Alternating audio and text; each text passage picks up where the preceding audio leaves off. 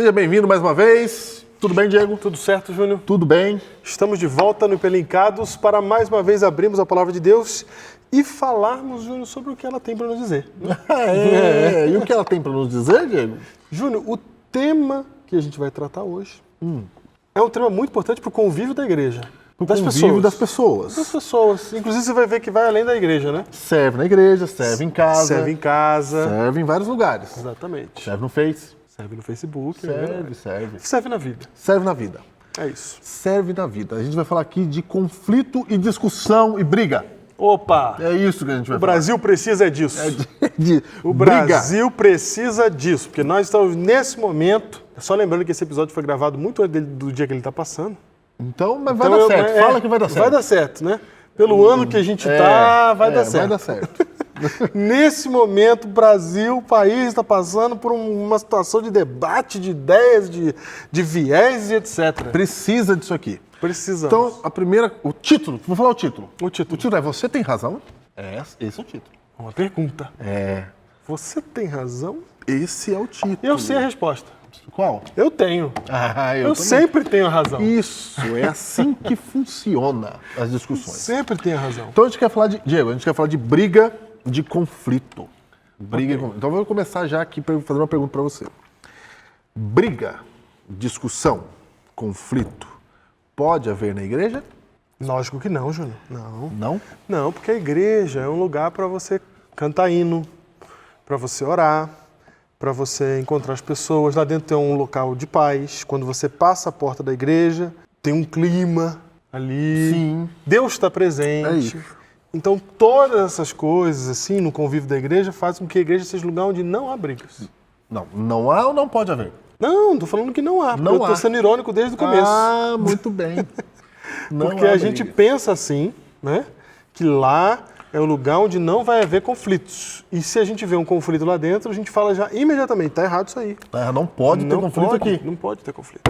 O problema desse pensamento é que a gente esquece que a igreja, que é esse conglomerado de pessoas, quando você junta gente, não tem como não dar conflito. Não tem como não dar conflito. Não tem como não dar conflito. Não tem conflito na igreja.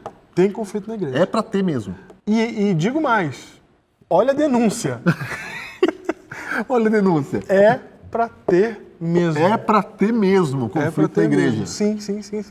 É pra ter, não quer dizer que é pra você provocar o conflito. Por favor. Você entrar lá pra quebrar tudo.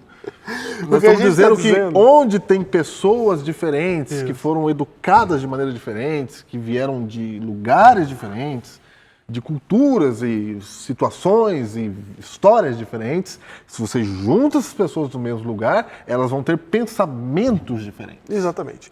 O que a gente está querendo dizer é que quando Deus pede para a gente estar juntos, unidos e reunidos, Ele já sabe que vai dar problema. Porque aí ele quer desenvolver em você várias características que você precisa para viver nesse contexto. Inclusive, a gente já falou aqui no programa do Paradigma de Cristo que a mentalidade do céu é a mentalidade do nós e não do eu. Então, Deus não quer que a gente viva isolado, porque se Ele quisesse que não tivesse conflito, Ele falava para a gente viver isolado. Fica sozinho que vai dar certo. Era muito simples de resolver. Era assim, ó, se você prega o evangelho para quem você conhece, depois sai de perto dessa pessoa para não ter problema e prega para outra. Sai e de assim perto. vai. Fica sozinho o tempo todo, cada um ficando sozinho, espalha pelo planeta. Ele podia ter falado assim. Podia. Se ele tivesse falado assim, não teríamos conflitos, brigas. Não, porque cada um está sozinho. Ninguém ia brigar pela cor da sala que vai ser pintada. Não, porque o problema são as pessoas. Exatamente. Pessoas juntas. O problema foi João 17, que ele orou falando assim, que eles sejam unidos. Aí bagunçou tudo. Aí junta todo mundo e basta você querer pintar uma parede. Que pronto, dá conflito. Confusão. Você sabe que na sociedade você tem um sistema para resolução de conflitos, porque ser humano, e conflito aqui, eu não estou usando no sentido negativo o tempo todo. Certo. Não é? Porque o conflito pode ser assim, diferenças de ideias. Não é? Sim. Diferenças de ideias. Na sociedade você tem um mecanismo social para lidar com pensamentos diferentes. Chama política. Ok. Chama política. Então o que a política faz? Ela pega, vocês acreditam nisso? Ok, então vocês são um partido, tá? Ok. E vocês acreditam diferente? Vocês são outro partido. Ok, resolve aí. Vamos ver quem ganha. Ganhou desse partido. Se você ganhou desse partido, esse partido não morre, ele continua aqui. Você não precisa matar esse camarada com guerra de faca. Não, você espera a próxima eleição. Entendeu? Você vê os erros desse, denuncia, entendeu? Na verdade, isso que você está chamando de política é uma maneira de organizar as ideias. De organizar as ideias. Mantendo, inclusive, a possibilidade de desacordos. Isso. Então, há que se ter sempre em mente a possibilidade de desacordos. Na igreja também. Tem gente que pensa assim, Júnior, na igreja não. Não. Na igreja tem que ser tudo igual, porque Paulo falou que é para a gente ter a mesma mente, o mesmo espírito, né? Isso. Só que o mesmo Paulo também falou que um é o corpo e muitos são os dons. Isso. Então, é preciso você entender que essas diferenças podem até em alguns momentos causar discordância. E tem gente que acha que... Eu lembro até hoje de um amigo meu, um grande amigo meu, que está inclusive se tornando pastor aí, o Jader, que ele falou assim comigo, pastor, quando eu era bem menino, eu era pastor da igreja dele, falou assim, mas a gente pode discordar, no céu ninguém vai discordar. E não é bem assim. Nós podemos discordar em várias coisas e não ser pecado essa discordância. Vou dar um exemplo simples aqui, ó. Se eu chegar no céu e falar assim, eu gosto mais de pera e o Júnior gosta mais de banana. Discordamos. Deu problema no céu já? Não, pronto, dá problema. Agora não pode. Aqui vocês têm que combinar. Qual vai ser? Vai ser a ser banana ou a pera? Você tem que gostar da mesma Porque coisa. senão vai dar problema. Não Entendeu? é assim. Não é assim. Então, discordâncias podem haver. Podem haver. Eu posso querer rosa, você azul. Pode haver discordâncias. Sim. Não tem nenhum problema. Então, na igreja... Aonde a gente não pode discordar e aonde Paulo fala que é pra gente ter um único pensamento? É em Deus, nas doutrinas. Hein? Nas doutrinas de Cristo. É isso. No que Cristo diz. Ali a gente não tem como a gente andar junto se a gente discorda. Se você discorda, é outra igreja que você Outra igreja, exatamente. É outra. Certo? Porque se eu falo assim, olha, eu acho que Jesus fala que não pode comer uva. Isso. E você acha que ele diz que pode, né? Aí vai dar um problema, porque na doutrina daquilo que a gente crê que é verdade, a gente está discordando e não dá muito... A gente consegue se tratar bem, inclusive. Isso. A gente consegue se tratar bem, a gente consegue se encontrar, a gente consegue apertar a mão do outro, a gente consegue falar bem de Jesus, as coisas que a gente tem em comum, eu gosto de Jesus por causa disso, você gosta de Jesus por causa daquilo, etc. Só que quando o tema for uva, a gente vai ter um problema, certo? Sim. Mas esse tipo de unidade é o que Paulo está falando. Olha, no caso do que você crê a respeito de Cristo, a respeito da doutrina, a respeito da Bíblia, vocês têm que ser unidos. Certo? É isso. É isso. Quanto ao mais, faz parte. Deus não fez a gente para ser uns robozinhos tudo igual. Ele fez a gente para ser diferente mesmo. Tem o careca, tem o com cabelo. Tem. Tem. E Diego, o problema maior é quando você pensa que na igreja não pode haver conflito. Sim. Porque quando você pensa que não pode haver conflito, você vai para a igreja com a guarda baixa. Aí você fala o que está no seu coração. É verdade, verdade. Porque geralmente quando você fala não pode haver conflito, você não fala assim, pode me xingar que eu não vou revidar. Não. Não é essa a posição. Não. Quando você fala assim, na igreja não vai ter conflito, porque quando brigarem comigo, eu não vou revidar. Não é assim. Não. Na verdade, você fala assim, não deve haver conflito na igreja, porque eu vou lá, falo o que eu quero e eles têm que me amar. Isso. Isso aí. Sempre assim. É isso mesmo. Não é? Você vai com a guarda baixa.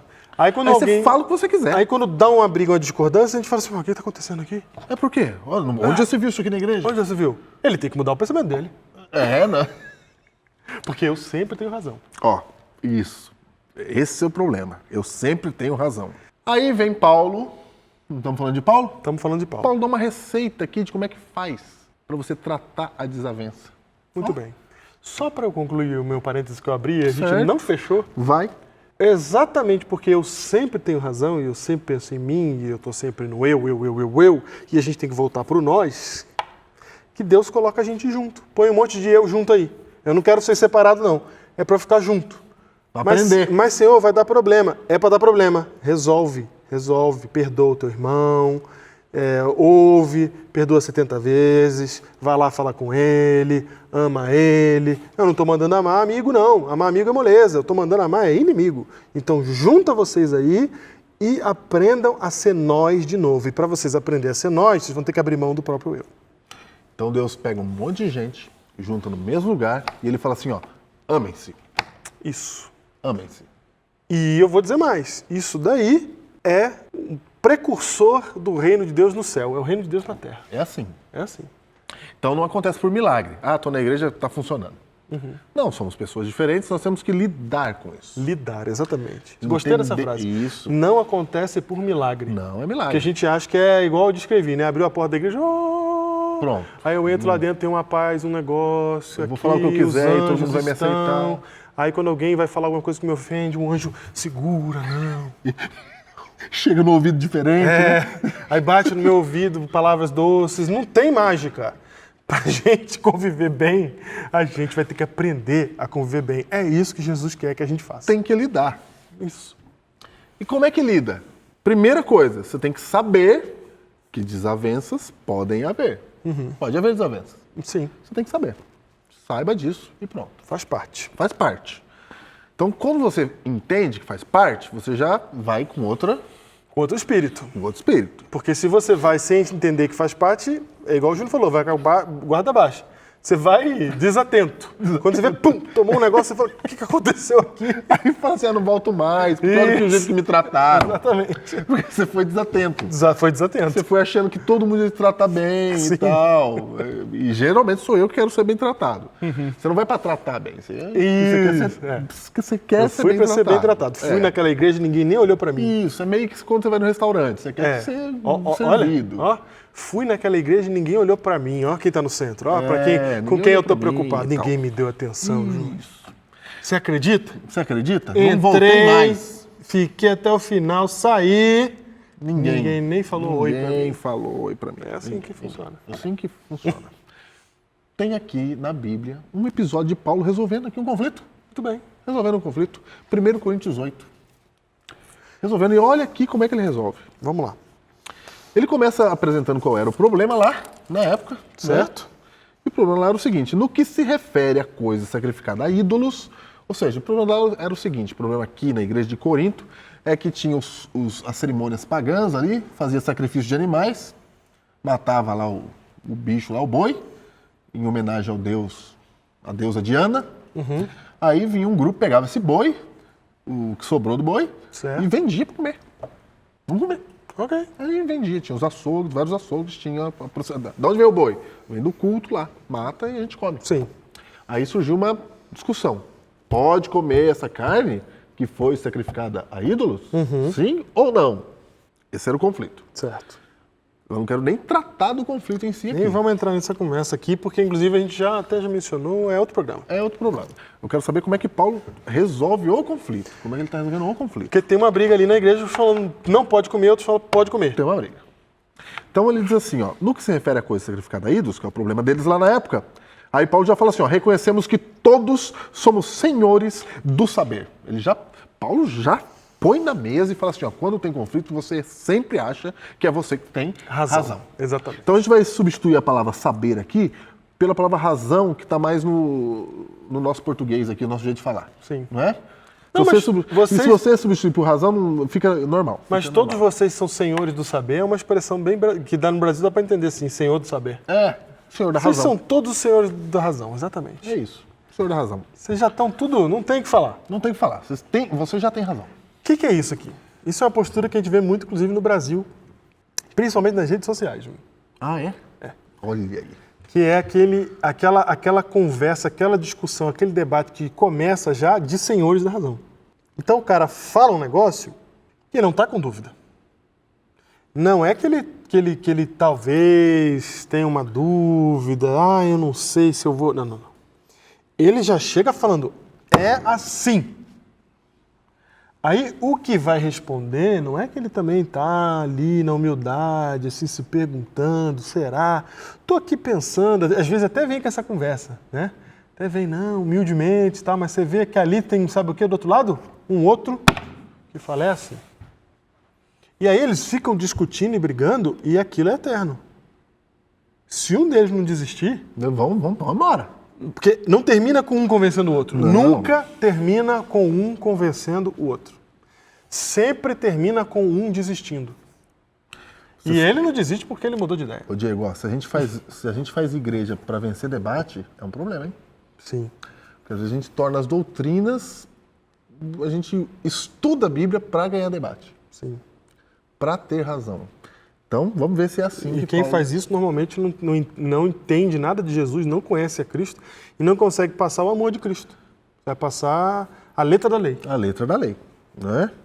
Porque Paulo continua no verso 1 ainda, ele fala assim, ó, o saber, e a gente está substituindo por razão, né? Sim. O saber ensoberbece, mas o amor edifica. Então, olha só, o saber ensoberbece. Imagine você, senhora, irmã, mulher, que está aí, e seu marido disse que tem um novo empreendimento, gente. Novo empreendimento. Ok. Novo empreendimento. E ele vende a sua casa e coloca tudo nesse novo empreendimento. Ele coloca tudo nesse novo empreendimento e o que acontece é que ele vai, luta tal e dá errado o empreendimento e você tinha dito para ele não fazer isso, mas ele foi lá, pegou o dinheiro, investiu no empreendimento e o empreendimento deu errado. Na hora que o empreendimento dá errado, seu marido está diante de você. Nessa hora vem uma vontade imensa, porque vem uma palavra que você vai falar. Eu te avisei. Nossa, essa palavra ela é destruidora de igrejas, casamentos e tudo mais. Então você olha para o marido e fala assim, ó, eu não te falei? Na hora que a pessoa fala, eu não te falei desse jeito, ela está evocando o quê? A razão. Ela quer que ele reconheça que ela tem o quê? Razão. Então ela evoca a razão. Evoca. Vai voltar o dinheiro? Não. Vai voltar o empreendimento? Não. Vai recuperar alguma coisa? Não. Não. Só vai me dar o quê? Razão. Porque, Diego, a gente é treinado a ter razão desde criança. Quando a gente fala, foi ele que começou. E eu quero ouvir isso dos outros. Eu quero ouvir. Que me dê porque razão. o cara tá lá na lama, mas eu vou espizinhar ele só para ele falar para mim assim, ó. Você tinha razão mesmo. Você tinha razão mesmo. A gente nunca ouve isso, mas a gente sonha com isso o tempo todo. E a gente quer ter razão. A gente força isso nas pessoas até para ver se elas vão falar para isso, pra gente isso. Elas não falam, elas ficam só... Elas podem sentir culpa e até raiva de nós. Mas dificilmente você vai ouvir alguém voltar e falar assim...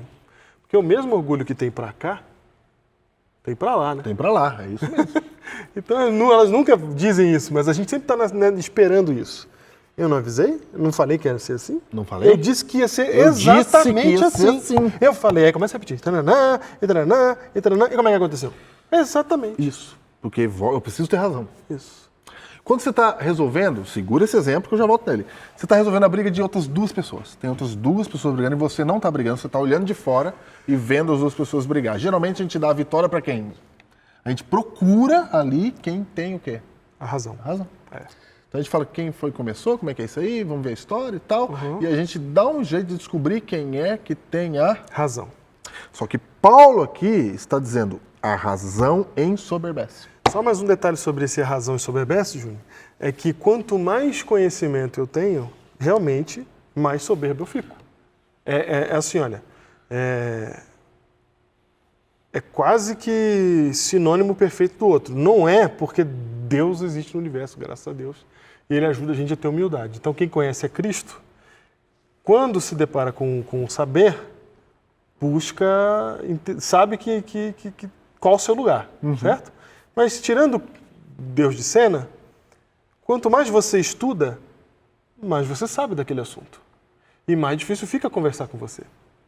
Eu sei disso porque comigo mesmo é um exemplo. Com você também, vamos dar um exemplo aqui. A gente estudou teologia, 4 anos. A gente está no ministério há 10 anos. Nesses 10 anos a gente estudou uma parte do nosso ministério, a gente vem estudando, continua estudando, depois que a gente saiu de lá. Sim. Certo? Você já fez até uma pós-graduação em teologia, em missão, certo? Sim.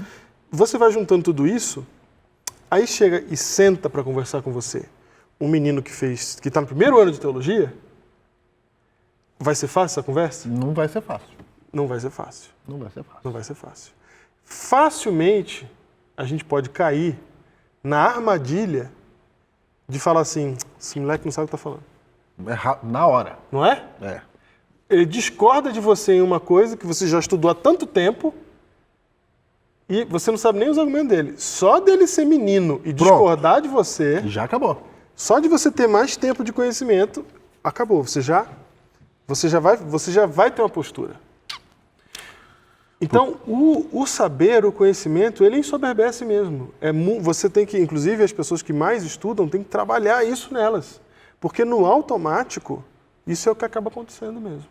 E não tem como você dizer que não. Por exemplo, se eu estou sentado na frente de um engenheiro, eu não entendo nada de engenharia, Júnior, nada. Eu nunca construí um muro. Certo? Eu chego em humildade, porque eu sei que esse cara sabe muito mais do que eu. É isso. Né?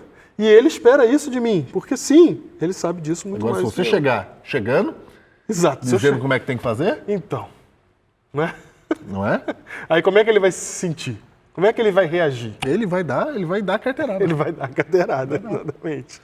Então, Júnior, por que a gente está falando isso? Porque isso aqui que Paulo está falando é uma constatação. Não é uma possibilidade, é uma constatação. O saber ensoberbece. Então, Paulo está propondo aqui, e cristianismo um outro caminho. Um outro caminho. Um outro caminho. Está propondo aqui um outro caminho.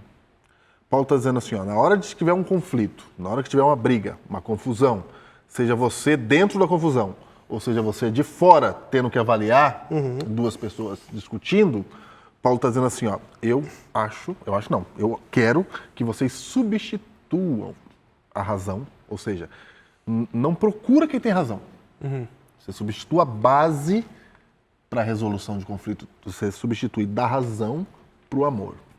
Então, em vez de você procurar quem tem razão, você procura quem tem mais amor. Em vez de você procurar apresentar a razão, procure amar o outro. Isso. Porque então, se você amar o outro, você vai edificar. Então tá duas pessoas brigando. Quem é que vence a discussão? Quem ama.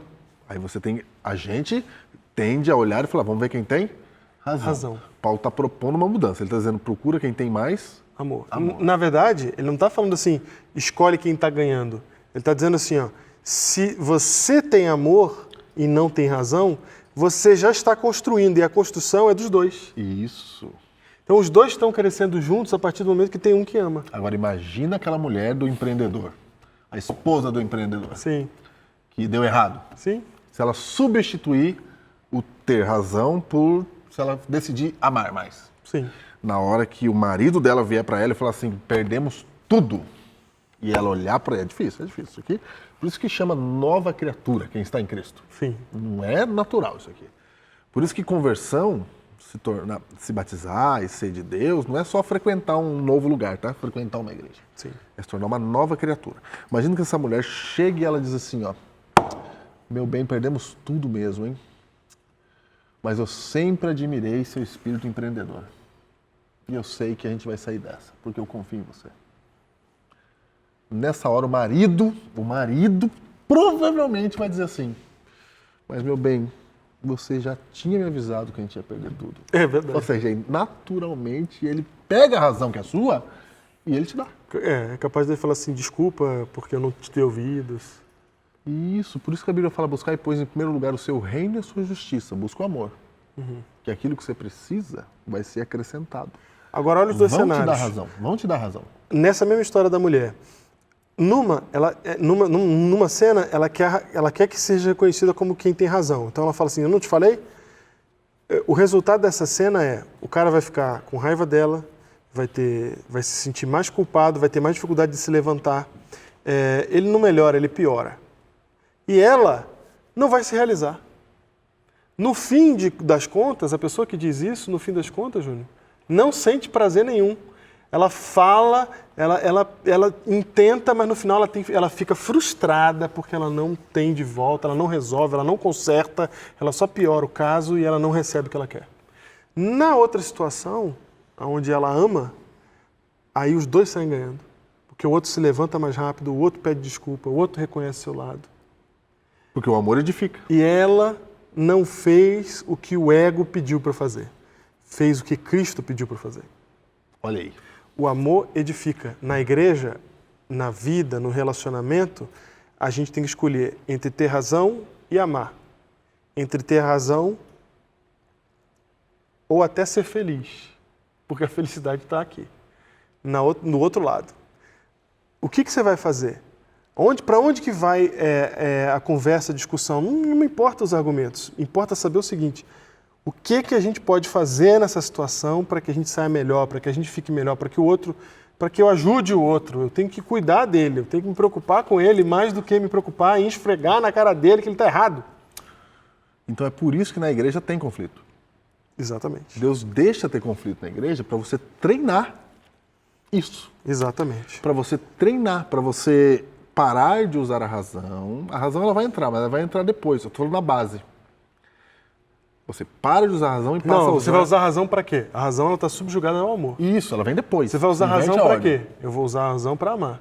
É Exatamente. isso mesmo. Então, como que eu amo essa pessoa nesse conflito? Agora eu uso a minha razão. Porque você fala assim, vai ser melhor. Como que é a melhor maneira de eu amar essa pessoa? Aí eu uso a razão. É isso. Olha o verso seguinte. Se alguém julga saber alguma coisa, com efeito não aprendeu ainda como convém saber. Opa, esse texto é importante. Esse texto é muito bom. Ou seja, não basta você saber. Ele fala, o saber ensoberbece. Mas há um conhecimento que está na falta de conhecimento. Que é você reconhecer que você não sabe de tudo. Aqui diz assim, ó, aquele que sabe tem que saber do jeito certo. Isso. Então você fala assim, não, eu conheço a Bíblia, eu tenho todas as doutrinas certas, eu já sei tudo, eu estou no lugar certo. Paulo está olhando para você e fala assim, ó, Não você tem que aprendeu ver ainda. como é que convém saber. Não aprendeu O que você vai fazer com esse conhecimento? Então, como é que você vai lidar com esse conhecimento? Então, hoje, saiba que na igreja, como lá no seu trabalho, como na sua casa, como em qualquer lugar, conflitos pode haver. Mas, se alguém ama a Deus, esse é conhecido por ele. Ou seja, Júnior, a pergunta aqui que a gente tem que se fazer é, o que é melhor? É ter razão ou ser conhecido de Deus? E aqui o conhecido é de relacionamento, ter intimidade com Deus. Porque quando ele chega aqui, ele fala assim, vinde benditos de meu Pai, e ele pede para aqueles que fizeram a sua vontade que vão para a direita, e os que não fizeram a sua vontade vão para a esquerda, porque ele não os conhece. Então, o que é ser conhecido de Deus? É ter intimidade com Deus, ser próximo dele. É amar, não é ter razão. Deus sabe de todas as coisas. Deus é onisciente. Deus nos deu a sua verdade, não para a gente usar ela para machucar os outros. Ele deu as suas verdades para que a gente amasse os outros por meio delas. É assim que a gente edifica o reino de Deus aqui.